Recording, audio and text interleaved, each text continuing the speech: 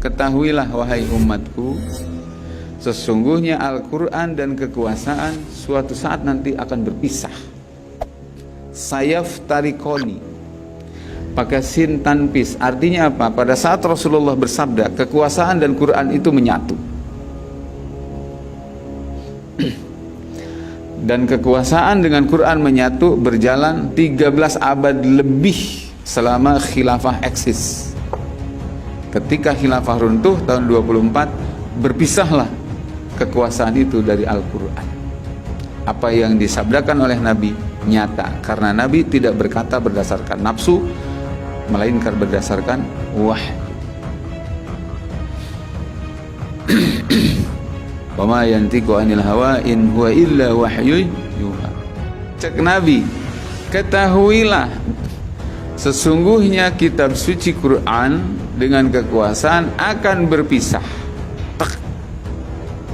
Ketika berpisah, apa kata Nabi? Fala tufarikul kitaba. Kamu jangan berpisah dengan kitab. Lebih baik berpisah dengan kekuasaan.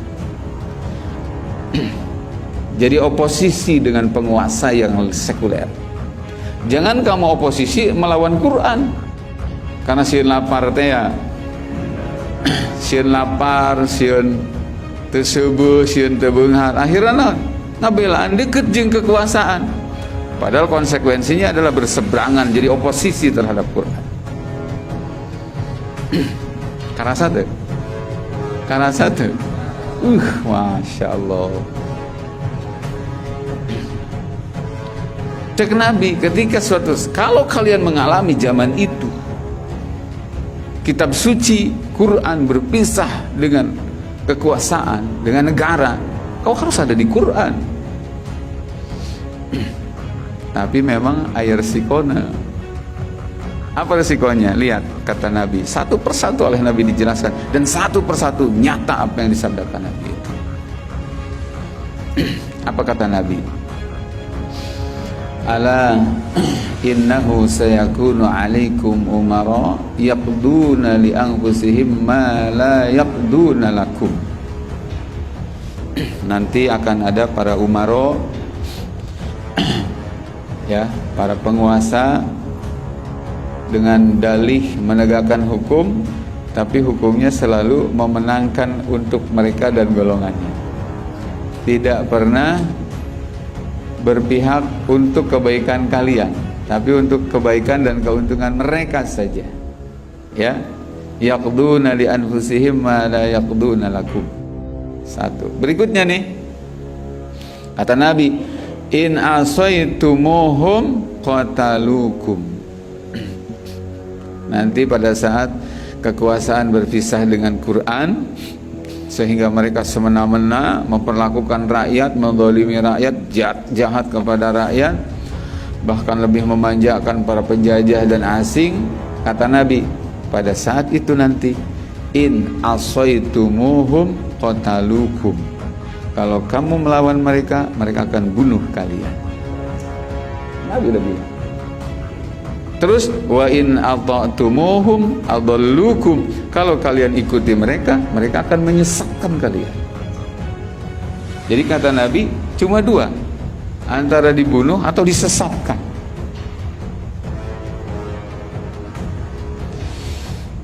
Ngelawan dibunuh, mengiyakan jadi sesat. Tuh, pilihan.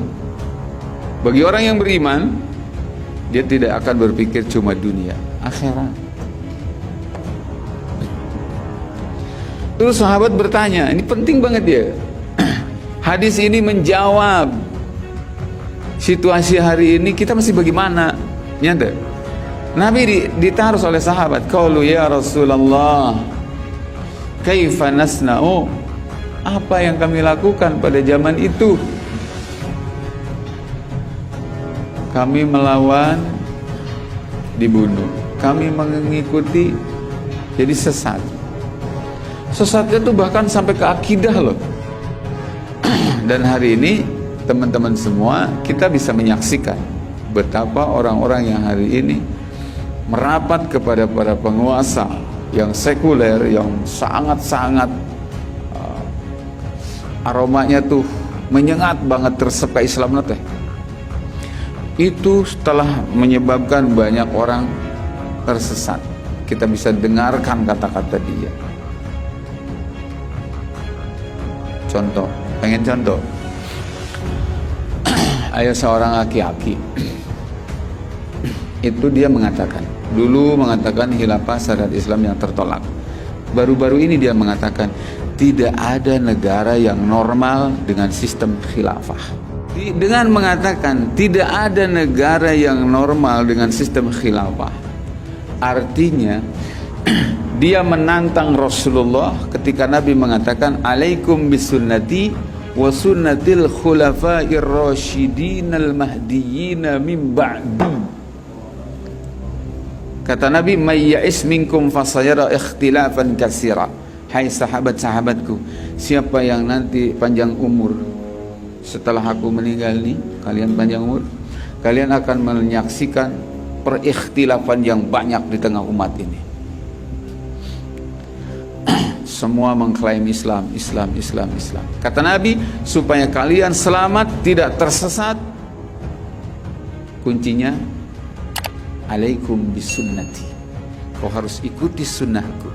Wa sunnatil khulafa'ir rasyidin. Camkan kalimatnya.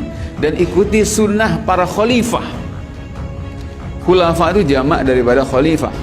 Rasul tidak menyebutkan wa sunnati Abi Bakar wa Umar wa Utsman wa Ali. Padahal yang dimaksud itu. Tapi yang disebut jabatannya. Kenapa? Agar umat tahu bahwa mereka itu adalah kepala khalifah, kepala negara. Lain kepala suku, paguyuban. Lain kepala negara. Lain paguyuban kaum Ansor. Bukan. Kaum Muhajirin. Bukan. Kepala negara. Dan ketika Nabi menyebutkan wasunnatil khulafa, itu Nabi pakai sifat ar-rasyidin.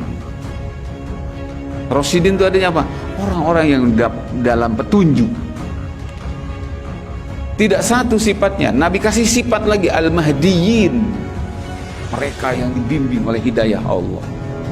Karena mereka dalam petunjuk Allah, dalam hidayah dari Allah menjadi kepala negaranya, maka puncak negara yang paling normal adalah di zaman khalifah.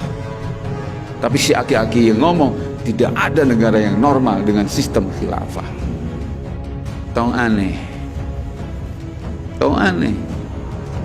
Dan Nabi nyebutkan gitu. Kata Nabi dalam satu hadis, al ulama umanaullahi fil ardi. Para ulama itu adalah orang-orang terpercaya yang Allah turunkan di bumi.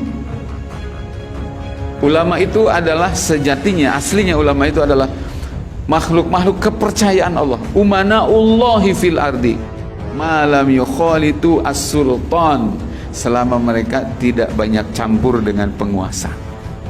Nabi yang bilang. Jadi lamun terlengket jeung para penguasa, dia bisa dipercaya. Mereka adalah kepercayaan Allah di bumi.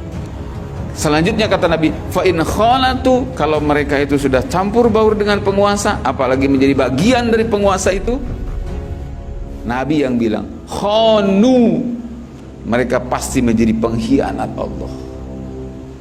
Jangankan kalian umat, Allah dikhianati,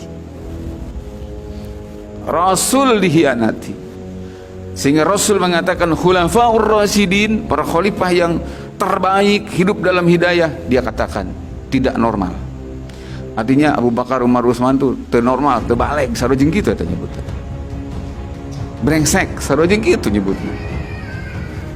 Ya Allah, ya Rabb ya Karim. Itu yang disebut apa? Kata Nabi, cuma dua menghadapi situasi gending seperti ini. Kau taat, kau melawan, kau diperangi. Kau taat, kau disesatkan. Paham? Sahabat bertanya, ya Rasulullah, apa yang harus kami lakukan?